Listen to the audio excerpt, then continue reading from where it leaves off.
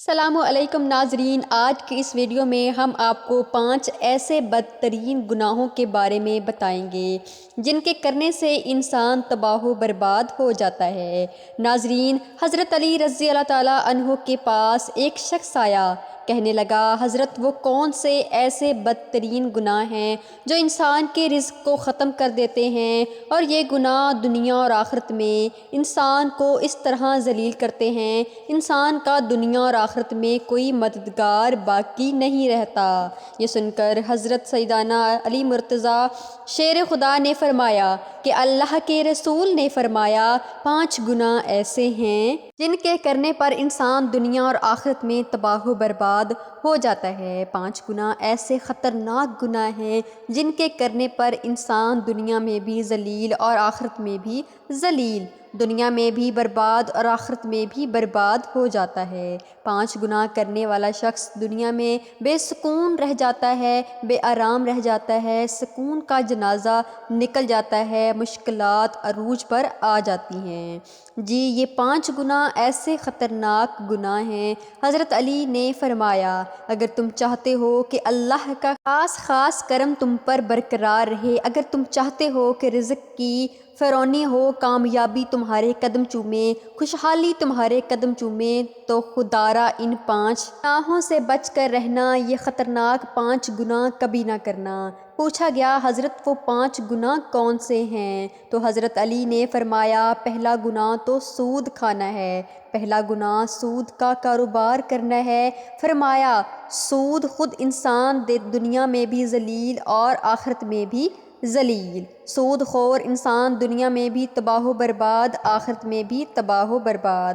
سود خور انسان کو کبھی بھی عزت نہیں ملتی، کبھی بھی سکون کی نیند نہیں سوتا۔ سود خور انسان جو بھی مبتلا رکھتا ہے، خود بھی ہر ٹینشن، دوسروں کو بھی ٹینشن میں رکھتا ہے، ہر وقت، ہر گھڑی، ہر لمحے۔ طرح طرح کی پریشانیاں اسے گھیر لیتی ہیں، ہر طرح کی مصیبتیں اسے گھیر لیتی ہیں۔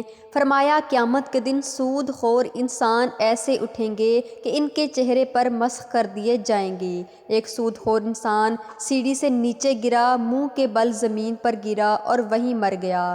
بیٹا کئی روز تک باپ کا غم مناتا رہا۔ ایک رات بیٹے نے باپ کو خواب میں دیکھا، دیکھ کر پوچھا، ابا تیرے ساتھ کیا معاملہ ہوا؟ سود خور ابا نے کہا، نہ پوچھ بیٹے، سیڑھی سے نیچے گرا تھا، بجائے زمین پر آئے کہ سیدھا جہنم میں چلا گیا۔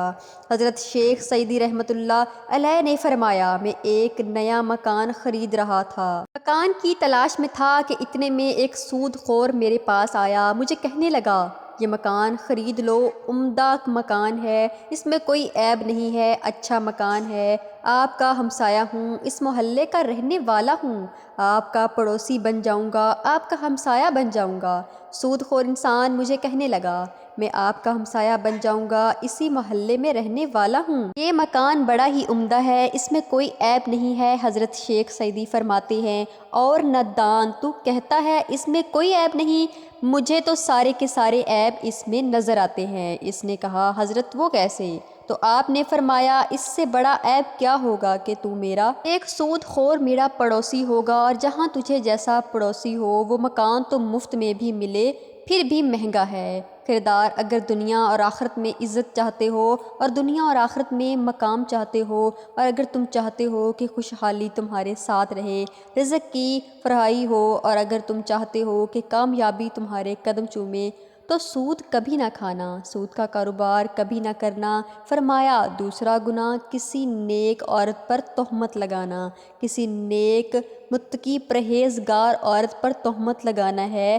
کسی عورت پر تہمت نہ لگایا کرو، کسی کی بیٹی پر تہمت نہ لگایا کرو، اس سے پہلے کہ تیری بیٹی کے اوپر تہمت لگا دی جائے۔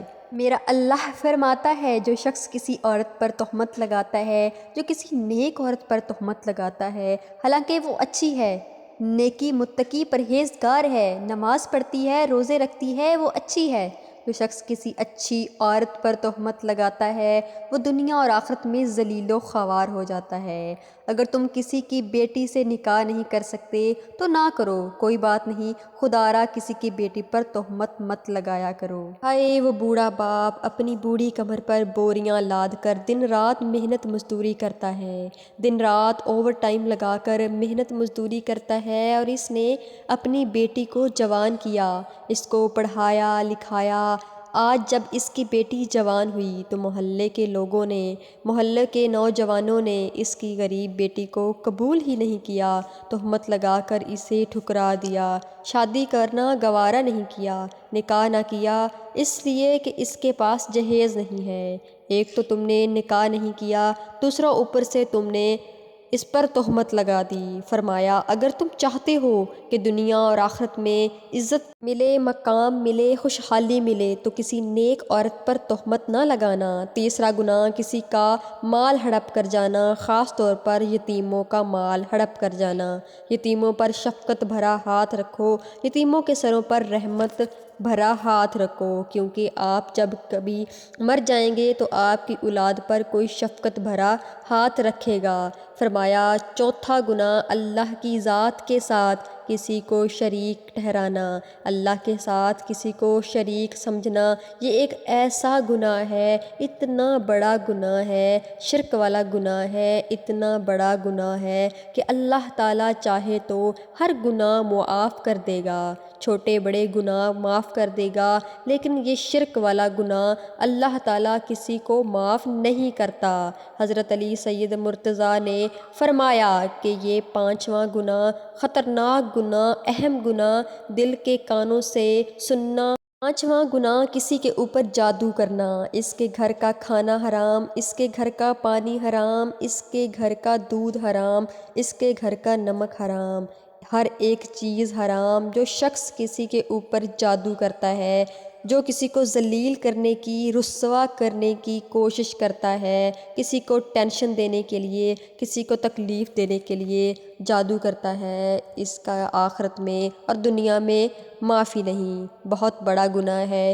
تو آپ سب ان چیزوں سے بچیے، خدا را ان چیزوں سے بچیے۔ آخر میں اللہ تعالیٰ سے دعا ہے کہ ہم سب کو نیک راستے پر چلنے کی توفیق عطا فرمائے، نیکیاں پھیلانے کی توفیق عطا فرمائے، سیدھے راستے چلنے کی توفیق عطا فرمائے۔